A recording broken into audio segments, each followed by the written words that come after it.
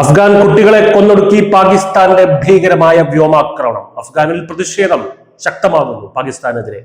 കിഴക്കൻ അഫ്ഗാനിസ്ഥാനിലെ ഖോസ്റ്റ് പ്രവിശ്യയിൽ പാകിസ്ഥാൻ ഒരു സാധാരണ പൗരന്റെ വീട് ബോംബിട്ട് തകർത്തതിനെ തുടർന്ന് കഴിഞ്ഞ രാത്രിയിലെ അതിശക്തമായ ആക്രമണത്തിൽ 9 കുട്ടികളും ഒരു സ്ത്രീയും ഉൾപ്പെടെ കുറഞ്ഞത് 10 അഫ്ഗാൻ പൗരന്മാരാണ് കൊല്ലപ്പെട്ടത്.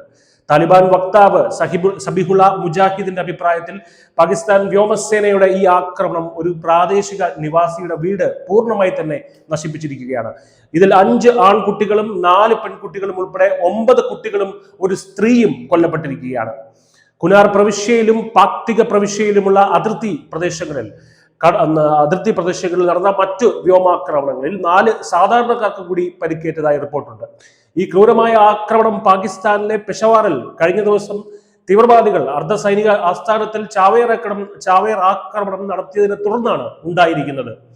അത്തരം ആക്രമണങ്ങൾക്ക് പിന്നിലുള്ള തീവ്രവാദികൾക്ക് അഫ്ഗാനിസ്ഥാൻ അഭയം നൽകുന്നുണ്ട് എന്ന് ഇസ്ലാമാബാദ് പലപ്പോഴും അടിസ്ഥാനരഹിതമായി ആരോപിക്കാറുണ്ട്. എന്നാൽ ഇപ്പോൾ താലിബാൻ ഭരണത്തിലുള്ള കാബൂൾ ഈ വാദങ്ങൾ നിഷേധിക്കുകയും ഏറ്റവും പുതിയ ബോംബാക്രമണത്തെ അഫ്ഗാൻ പരമാധികാരത്തിനു മേലുള്ള കിരാതന്മാരുടെ കടന്നുകയറ്റം എന്ന് വിശേഷിപ്പിക്കുകയും ചെയ്യുന്നു.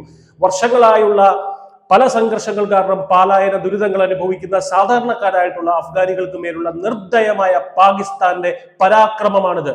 2021 മുതൽ അഫ്ഗാനിൽ ഭരണത്തിൽ വന്ന ഇന്ത്യൻ അനുകൂല നിലപാടുകൾ സ്വീകരിച്ചു വരുന്ന താലിബാൻ സർക്കാരിനോടുള്ള പ്രതിഷേധമാണ് പാകിസ്ഥാൻ ഈ വിധം അഫ്ഗാനിസ്ഥാനിലെ നിരപരാധികളുടെ മേൽ തീർക്കുന്നത്. മരിച്ചവരിൽ കുട്ടികൾ ഉൾപ്പെട്ടതോടെ ആക്രമണത്തിന്റെ ഭീകരതയെക്കുറിച്ചും മനുഷ്യന്റെ ജീവന് പുല്ലുവില കൊടുക്കുന്ന പാക് ഭരണകൂടത്തിനെതിരെയും രൂക്ഷ വിമർശനങ്ങളാണ് എങ്ങും ഉയരുന്നത്. പതിറ്റാണ്ടുകളുടെ ആക്രമണങ്ങളാൽ ഇതിനോടകം തന്നെ മുറിവേറ്റ് വീണ്ടുകീറിയ അഫ്ഗാനിസ്ഥാന് ഈ ആക്രമണം പാകിസ്ഥാന്റെ ഒരു ക്രൂരമായ ഓർമ്മപ്പെടുത്തലാണ്. തങ്ങൾ പറയുന്നത് അനുസരിച്ചില്ലെങ്കിൽ ആയുധബലം ഉപയോഗിക്കും, നിങ്ങളുടെ കുട്ടികൾ ഉൾപ്പെടെയുള്ള നിരപരാധികൾ അതിന് വില നൽകേണ്ടി വരുമെന്നുള്ള ഓർമ്മപ്പെടുത്തലാണ്. എന്തായാലും തങ്ങളുടെ ഉറങ്ങിക്കിടക്കുന്ന കുട്ടികളുടെ മേൽ ബോംബുകൾ വർഷിച്ച പാകിസ്ഥാനുമായി ഒരു സമാധാന ചർച്ചയ്ക്ക് അഫ്ഗാനിസ്ഥാൻ ഇനി മുതിരുമോ എന്ന് കണ്ടു തന്നെ അറിയണം. News desk, news India Malayalam.